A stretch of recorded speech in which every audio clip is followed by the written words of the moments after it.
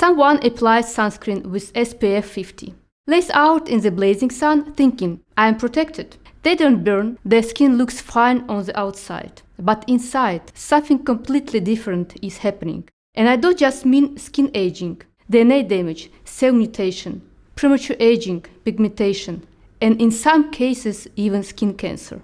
And people are left thinking, but I use sunscreen. What went wrong? Let's break it down. Two main types of sunscreen. Mineral sunscreens. They are made with zinc oxide or titanium dioxide. They sit on the surface of your skin and reflect UV rays like a mirror.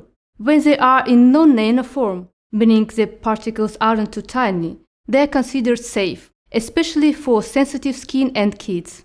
They don't get absorbed deep into the skin and just form a physical barrier. Chemical sunscreens. These include ingredients like oxybenzone, avobenzone, and octinoxate. Instead of reflecting UV rays, they absorb them and convert the energy into heat. In nanoform, very small particles. They can be absorbed into the bloodstream and even inhaled if used in spray forms. Inhalation of titanium dioxide can cause lung inflammation and considered a possible cancerogen when inhaled. And some of these chemicals have been linked to hormone disruption.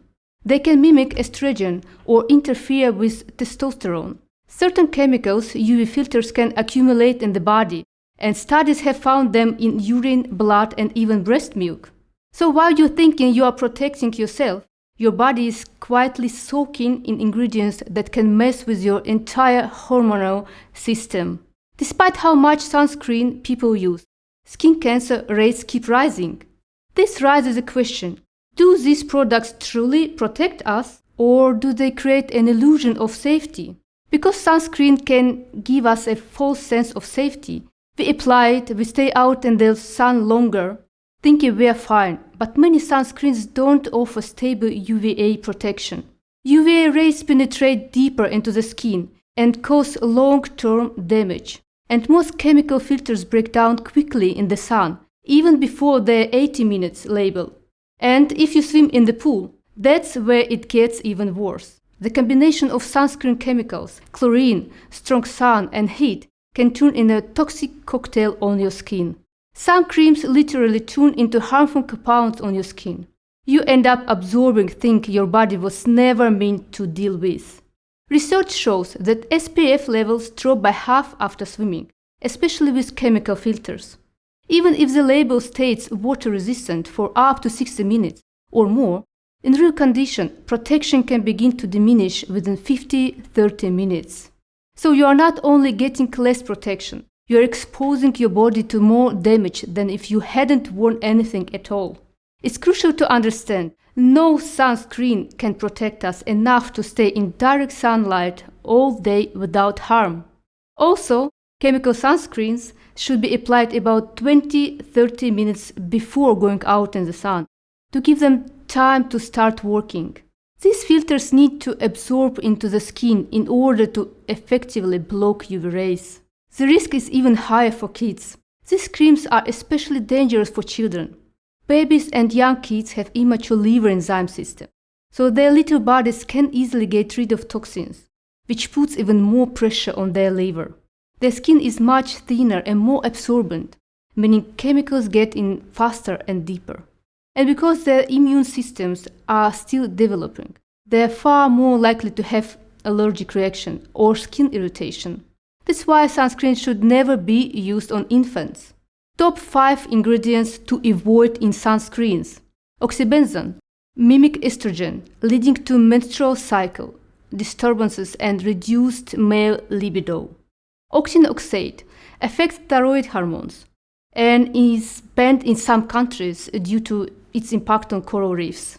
Octocrylene can build up in the body, causing inflammation. Parabens may cause hormonal disruption. Phthalates, potentially toxic to the reproductive system. Newer generation chemical SPF filters are often called safer and more effective when used properly. They tend to be less toxic to the environment, break down more easily, and don't build up in the marine ecosystem like older ones. But let's be clear, less toxic doesn't mean completely safe. there are still chemicals that can potentially harm the body, especially if you are using them regularly over time. So improved safety doesn't mean no risk at all. If you experience pigmentation, rashes, itchy spots, or unusual sun reaction, it might not be just the sun. Your liver could be overwhelmed and your hormones might be out of balance. No SPF will fix that. Start by supporting your liver, improving bile flow, and reducing overall toxic load. How to protect yourself from harmful UV rays? After living for 10 years under the hot southern sun and raising 3 kids here, I have learned a lot. Here are my 3 golden rules. Avoid direct sun from 11 a.m. to 4 p.m. That's when UV radiation is strongest. If you go outside, protect yourself physically. Long-sleeved lightweight clothing, UV protective fabrics, and wide-brimmed hats that cover your face, ears, and neck. And try to stay in the shade when you can.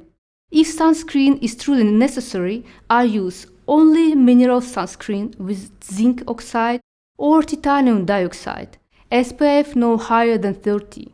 Broad spectrum protection UVA and UVB. The higher the SPF, the more chemical filters it usually contains.